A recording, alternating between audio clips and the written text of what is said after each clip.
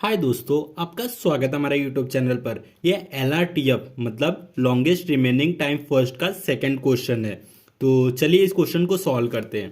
पहले इसके रूल देख लेते हैं। सिलेक्शन क्राइटेरिया क्या होता है? बर्स्ट टाइम होता है। मोड ऑफ ऑपरेशन प्रीएम्प्टिव है। प्रीएम्प्टिव का मतलब होता है किसी प्रोसेस को फोर्सफुली जब डी एलोकेट करते हैं सीपीयू से तो उसे प्रीएम्प्टिव बोलते हैं। Conflict resolution lower process ID है। ठीक है। और नोट मैंने लिखा है, नोट में क्या है कि अगर किसी प्रोसेस को हम लोग को सीपीयू से प्रीएम्प्ट करना है, मतलब उसे फोर्सफुली डीएलोकेट करना है, तो उस प्रोसेस को कैसे करेंगे वो लिखा है। Preemption of running process is based on availability of strictly greater और इक्वल टू द प्रोसेस। इसका मतलब होता है जब कोई प्रोसेस सीपीयू पर रन कर रहा है तो वो कब प्रीएम्प्ट होगा? जब कोई दूसरा प्रोसेस उससे बड़ा या उससे बराबर आएगा, तब जाके मतलब वो प्रोसेस सीपीयू को छोड़ेगा। ठीक है। तो ये चीज हम लोग जब यूज करेंगे तब आपको समझ में अच्छे से आएगा। ठीक है। तो क्वेश्चन को पहले सॉल्व करेंगे तो अच्छे से वो समझेगा।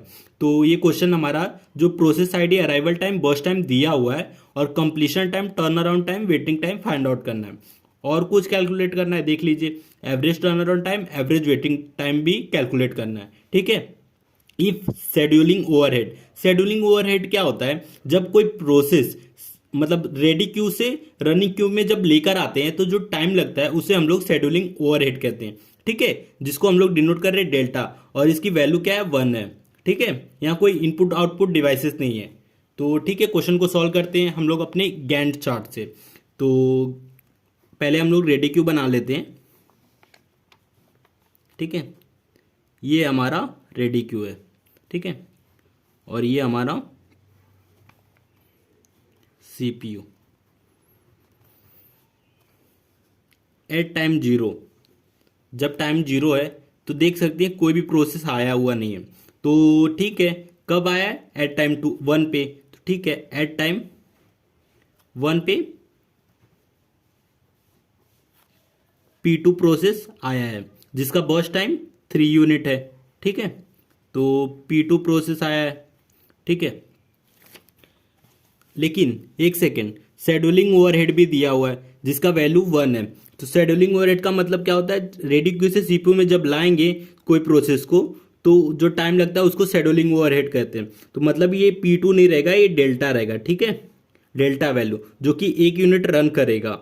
तो मतलब 1 + 1 2, फिर जाके P2 रन करेगा। तो P2 को हम लोग 1 यूनिट रन करते पहले। ठीक है।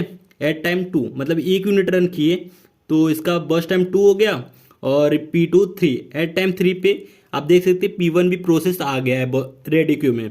तो फिर P1 प्रोसेस को भी लाएंगे जिसका बर्स्ट टाइम कितना है? 1 यूनिट है। ठीक है। आप देख सकते हैं P2 और P1 दोनों प्रोसेस का बर्स्ट टाइम देखो, 2 और 1, दोनों में से बड़ा कौन है? P2 है। मतलब P2 रन करेगा। ठीक है। तो P2 को रन करते रहने हैं, एक बार और यूनिट रन करेगा। तो ठीक है, P2 फिर रन करेगा 1 यूनिट। ठीक है। 1 यूनिट कम हो गया। अब ये देखिए, P2 और P1 दोनों का प्रोसेस आईडी सेम है। तो इन जब दोनों का प्रोसेस मतलब सॉरी दोनों का बर्स्ट टाइम सेम है, जब दोनों का बर्स्ट टाइम सेम रहेगा तो जो लोअर प्रोसेस आईडी रहता है उसको हम लोग लेते हैं, मतलब P1 को लेंगे। तो ये प्रीएम्प्ट हो जाएगा, P2 प्रीएम्प्ट हो जाएगा। तो फिर P1 को लाएंगे। तो जब P1 को रेडी क्यू से सीपीयू में लाएंगे तो जो वैल्यू रहेगा उसको डेल्टा बोलते हैं। तो ये 1 यूनिट ये डेल्टा लेगा क्योंकि डेल्टा की वैल्यू 1 है। तो 1 यूनिट ये रहेगा, फिर P1 आएगा। P1 1 यूनिट रन करेगा। ठीक है। 1 यूनिट रन किया तो इसका बर्स्ट टाइम कंप्लीट हो गया, मतलब P1 एग्जीक्यूट टर्मिनेट हो जाएगा। ठीक है। तो एट टाइम 6 पे तो आप देख सकते हैं P3 भी प्रोसेस रेडी क्यू में आ गया है जिसका बर्स्ट टाइम 2 है। अब ये देखिए, रेडी क्यू में 2 प्रोसेस है, P2 और P3, जिनका बर्स्ट टाइम 1 और 2 है। तो P2 का 1 है और P3 का 2 है। तो दोनों में से जिसका बर्स्ट टाइम ज़्यादा रहेगा वो प्रोसेस सीपीयू पे रन करेगा।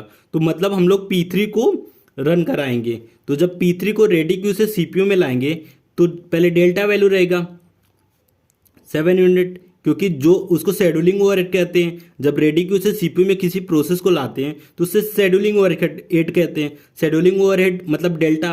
तो डेल्टा की वैल्यू पहले आएगा 1 यूनिट। ठीक है। फिर P3 को रन कराएंगे। कब तक P3 को रन कराएंगे? 1 यूनिट रन कराएंगे। 1 यूनिट रन कराते ही आप देखेंगे दोनों का सेम हो जाएगा बर्स्ट टाइम। ठीक है। 1 यूनिट रन किया। अब P1 P2 और P3 का दोनों का बर्स्ट टाइम सेम है, तो हम लोग लोअर प्रोसेस आईडी को रन कराएंगे, मतलब P2 को रन कराएंगे। ठीक है, तो P2 को जब रन कराएंगे तो रेडी क्यू से CPU में लाएंगे, तो डेल्टा वैल्यू मतलब शेड्यूलिंग ओवरहेड जिसकी वैल्यू 1 है, तो 9 यूनिट तक P2 रन करेगा, मतलब P2 कंप्लीट हो गया, P1 भी कंप्लीट हो गया। अब P3 बचा है तो P3 को CPU में लाएंगे, सॉरी P2 1 यूनिट रन करेगा 10 यूनिट तक, फिर 1 यूनिट बचा है P3 को लाएंगे CPU में, तो पहले डेल्टा वैल्यू 11, फिर P3 आएगा, P3 फिर 1 यूनिट रन करके कंप्लीट हो जाएगा, मतलब एट टाइम 12 पे P3 भी कंप्लीट हो जाएगा। ठीक है, अब सबका कंप्लीशन टाइम हम लोग लिख लेते हैं। तो P3 का कंप्लीशन टाइम 12 है, P2 का कंप्लीशन टाइम 10 है, और P1 का कंप्लीशन टाइम 6 है। सबका कंप्लीशन टाइम हो गया। अब टर्न अराउंड टाइम क्या होता है, इसका फॉर्मूला होता है completion time minus arrival time. ठीक है, कंप्लीशन टाइम 6 है, अराइवल टाइम 3 है, तो 6 माइनस 3 3, 10 माइनस 1 9, 12 माइनस 5 7।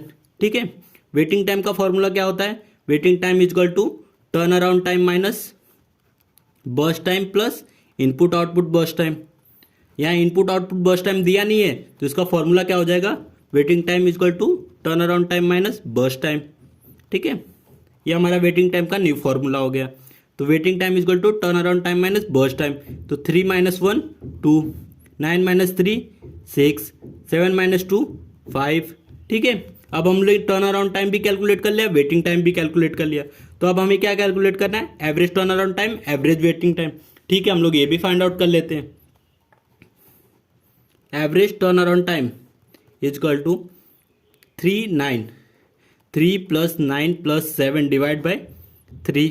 ठीक है, और इसका वैल्यू क्या हो जाएगा, 7 प्लस 3 10, 19 डिवाइड बाई 3। ठीक है, एवरेज टर्न अराउंड टाइम भी हो गया। अब average waiting time find out कर लेते हैं।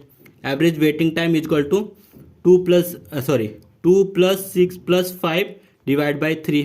ठीक है, 6 प्लस 5 11, 11 2 13 डिवाइड बाई 3। अब हमारा एवरेज वेटिंग टाइम भी फाइंड आउट कर लिया हम लोग। तो अब हम लोग क्वेश्चन को सॉल्व कर लिए। तो अब नेक्स्ट वीडियो में हम LRTF का थर्ड क्वेश्चन सॉल्व करेंगे। तो वीडियो अच्छा लगा तो प्लीज़ वीडियो को लाइक और हमारे चैनल को सब्सक्राइब करें।